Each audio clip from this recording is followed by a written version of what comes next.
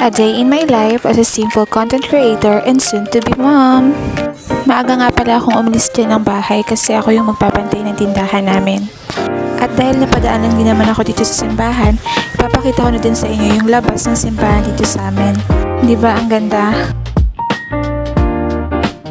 So habang naglalakad ako, naisipan ko munang pumunta dito sa gilid para magpaaraw kahit saglit.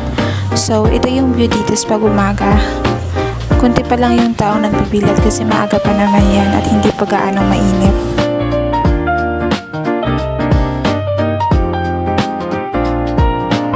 Kaya ayan, tamang bilad lang. Ayan, fast forward ko na. Andito na pala ako ngayon sa tindahan. Nag-init lang ako dyan ng tubig kasi paubos na yung laman ng thermos at baka mamaya may magpatimpla sa atin ng kape.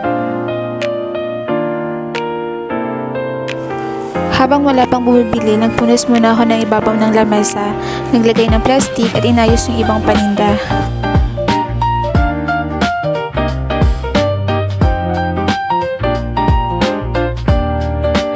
Nag-restock na din ako ng soft drinks at ibang inumin sa freezer para maganda at kompleto tingnan.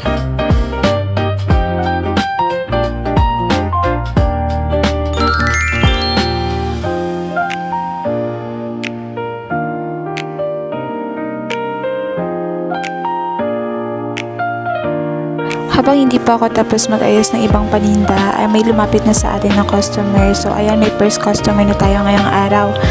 Bumili siya ng 2 soft drinks at isang tubig na malaki.